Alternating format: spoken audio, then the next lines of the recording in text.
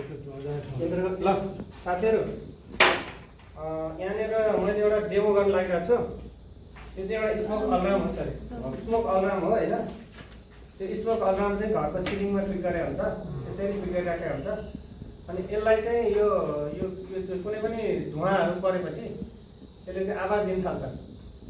केही आग लागि भयो, कतै चुरोट खायो अथवा आग लागि भयो त्यो घरमा होइन। अनि त्यसले धुवाँ भेटाएपछि त्यसले आवाज दिन थाल्छ। यससँग हो त्यहाँ चाहिँ सँग राख्नु है। त्यसले धुवाँ भेटाएपछि त्यसले आवाज दिन थाल्छ। र अनि कहीँ आग लागि भएछ भने यसले उ गर्छ, बन्द गरेर चाहिँ